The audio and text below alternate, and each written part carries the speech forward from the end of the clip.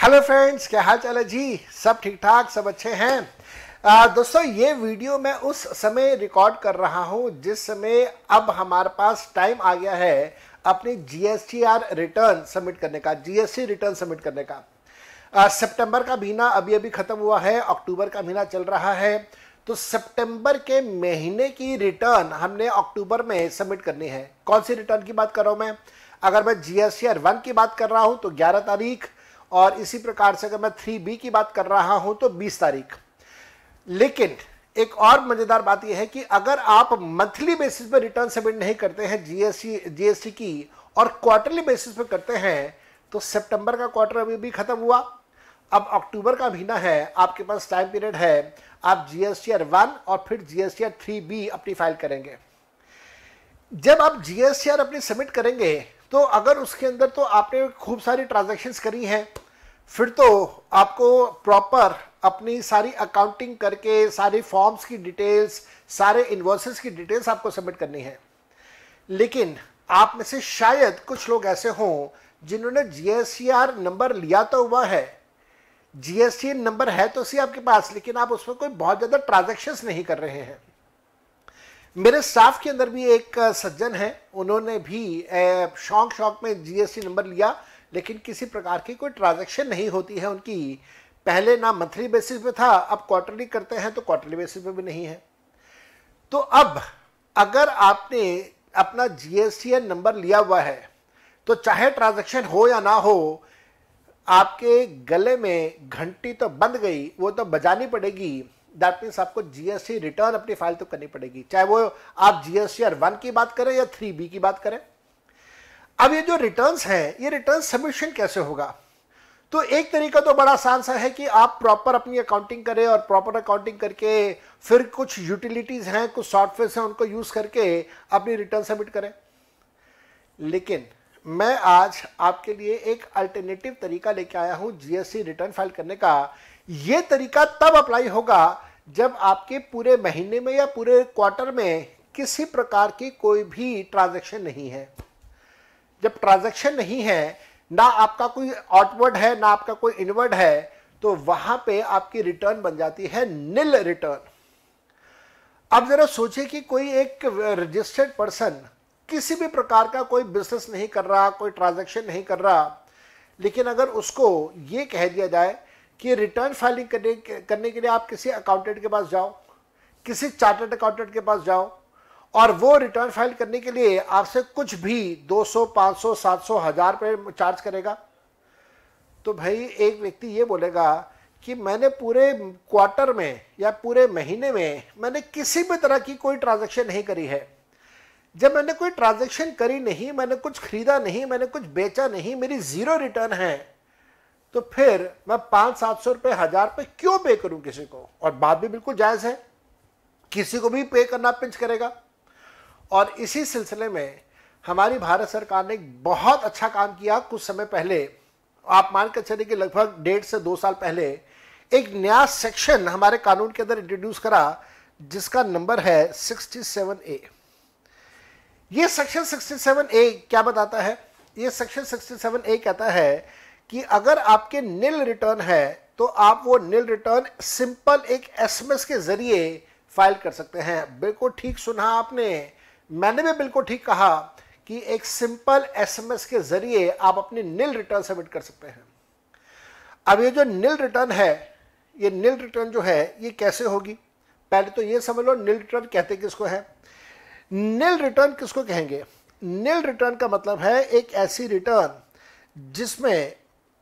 जिसमें आपका आउटवर्ड की डिटेल्स जीरो होंगी, आउटवर्ड सप्लाई की डिटेल्स जीरो होंगी, जिसमें आपकी इनवर्ड की डिटेल्स भी जीरो होंगी। तो किसी भी प्रकार की कोई भी डिटेल्स आपके पास नहीं है, ना इनवर्ड है ना आउटवर्ड है, तो आपकी रिटर्न बन गई निल रिटर्न। निल रिटर्न जीएसटीआर 1 की भी हो सकती है, निल रिटर्न जीएसटीआर 3B भी हो सकती है, और जो कॉम्पोजिशन वाले फॉलो करते हैं, वो जो अपनी स्टेटमेंट सबमिट करते हैं, वो Statement भी उनकी निल स्टेटमेंट हो सकती है, जो CMP 08 के फॉर्म पे आती है, कॉम्पोजिशन 08 पे आती है।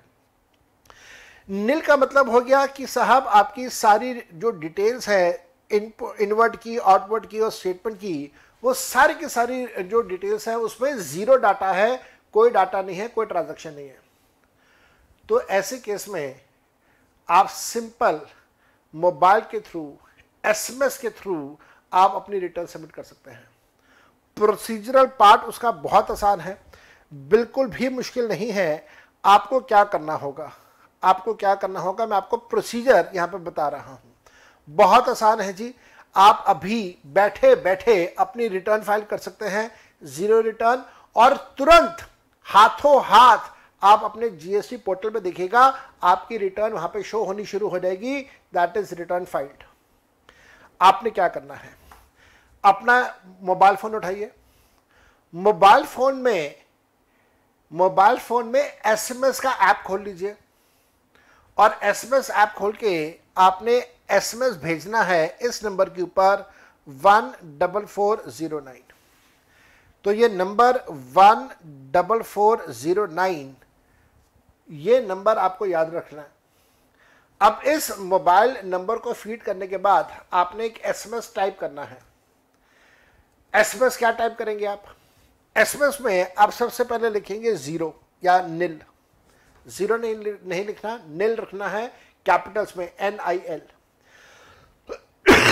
निल से मतलब यह है कि आप निल रिटर्न फाइल करना चाह रहे हैं। कौन सी रिटर्न फाइल करना चाह रहे हैं, ध्यान देना, सितंबर का क्वार्टर अभी खत्म हुआ है, आपने पहले GSTR 1 सबमिट करनी है। एक बार आपने GSTR 1 11 तारीख से पहले सबमिट कर दिया, उसके बाद आपने 20 तारीख से पहले GSTR 3B फाइल करना है, अगर आप मंथली बेसिस पे काम कर रहे हैं तो आपका आएगा निल रिटर्न। आपने सबमिट करना है GSTR 1, तो आप GSTR 1 में लिखेंगे R1। आपने पूरा नहीं लिखना, आपने सिंपली R1 लिखना है। तो पहले निल टाइप करिए, निल टाइप करने के बाद space, 1 single space, and 1 single space के बाद आपने लिखना है R1। इससे यह पता चल रहा है कि आप अपनी GSTR 1 निल रिटर्न फाइल करना चाह रहे हैं। उसके बाद आप अपना GST नंबर डाल दीजिए, जो भी सरकार द्वारा आपको GST नंबर मिला हुआ है वो पूरा GST नंबर डाल दीजिए। 15 कैरेक्टर का होगा, 10 पैन होंगे, पैन से पहले 2 स्टेट के कोड होंगे, पैन के बाद 3 और होंगे, तो आपके पास पूरे 15 कैरेक्टर का एक GST नंबर होगा, वो डाल दीजिए। फिर स्पेस दे दीजिए। स्पेस देके आपने टाइम पीरियड डालना है कि आप कौन से टाइम पीरियड के लिए रिटर्न फाइल कर रहे हैं। अब क्योंकि आप रिटर्न सितंबर मंथ या सितंबर क्वार्टर के लिए फाइल कर रहे हैं, तो आपको लिखना होगा 092022। 09 रिप्रेजेंट कर रहा है सितंबर का महीना या सितंबर का क्वार्टर, 2022 रिप्रेजेंट कर रहा है 2022 का सितंबर। तो अब आपका पूरा एसएमएस क्या बन गया, आपका पूरा एसएमएस बना निल स्पेस देके R1 स्पेस देके आपका GST नंबर स्पेस देके 092022, और ये मैसेज टाइप करके आपने भेजना है 14409 पे। जैसे ही आप ये मैसेज भेजेंगे आपके पास एक रिवर्ट आएगा इसी नंबर से, और उस रिवर्ट में लिखा होगा कि हमने आपकी रिटर्न का प्रोसेसिंग स्टार्ट कर दिया है, क्या आप प्रोसेसिंग करना चाहते हैं, कंफर्म करिए। और कंफर्मेशन के लिए आपको एक कंफर्मेशन कोड आ जाएगा। वो कंफर्मेशन कोड या 6 डिजिट का वेरिफिकेशन कोड जो है उसे कॉपी कर लीजिएगा। वहां पे कॉपी का बटन आता है, नहीं अगर दिखाई दे रहा तो आप एक काम कीजिएगा, वो 6 डिजिट का जो कोड आया है उसको लॉन्ग प्रेस करेंगे तो वो कॉपी हो जाएगा। वो कोड को आप कॉपी कर लीजिए। दोबारा से 14409 पे आपने एक मैसेज भेजना है। अब क्या मैसेज है, अब मैसेज है CNF। CNF is basically short form for the word confirmation. तो CNF आप कर रहे हैं, दैट मीन्स आप कंफर्म करें कि हाँ आप जीरो रिटर्न फाइल करेंगे अपनी।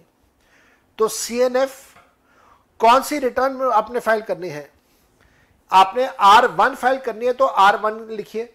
अगर आप 3B कर रहे हैं तो 3B लिखिए, अगर आप कॉम्पोजिशन की 08 स्टेटमेंट फाइल कर रहे हैं तो वो लिखिए। तो आपने CNF लिखा, एक सिंगल स्पेस देने के बाद R1 लिखिएगा। मैंने हालांकि यहां 3B लिखा हुआ है, आप R1 लिखिए, क्योंकि पहले तो आपने रिटर्न GSTR 1 सबमिट करनी है। और उसके बाद जो 6 डिजिट का वेरिफिकेशन कोड आया था, उस वेरिफिकेशन कोड को आप यहां पे पेस्ट कर दीजिए। टाइप कर सकते हैं, टाइप कर दीजिए, पेस्ट करना हो पेस्ट कर दीजिए।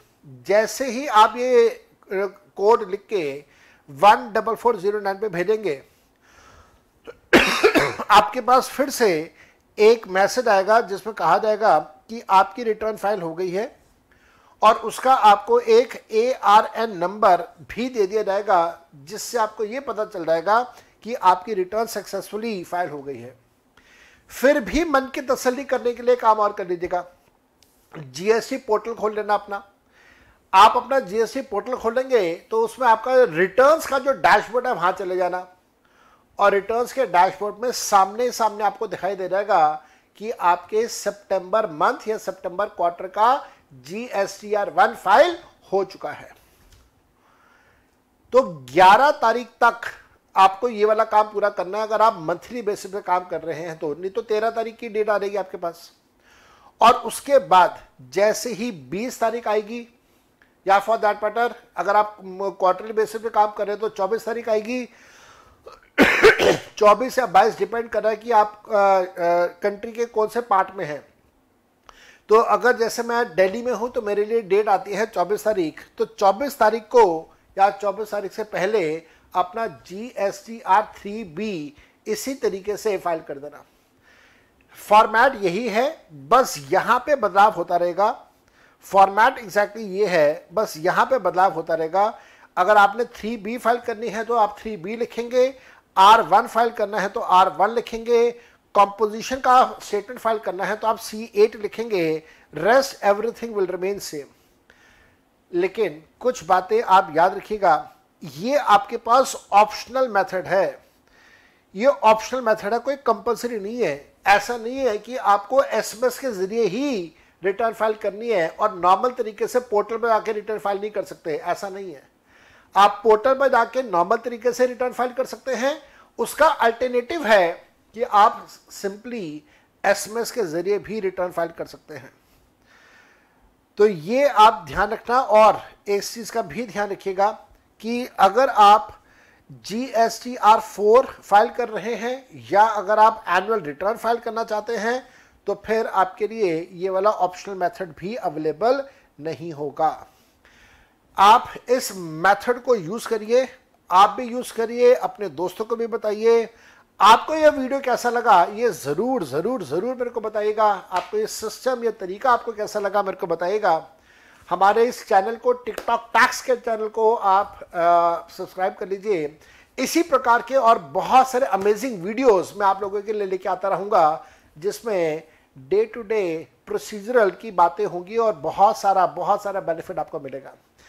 तो आज की इस वीडियो में यहां तक। अगर आपको ये वीडियो पसंद आया हो तो लाइक का बटन जरूर दबा दीजिएगा और अपने दोस्तों के साथ शेयर जरूर कीजिएगा। मैं आपको मिलूंगा अगले अमेजिंग वीडियो में। तब तक के लिए bye bye and enjoy yourself. Best of luck to you all for your future. Enjoy yourself. Bye. Unacademy. Let's crack it.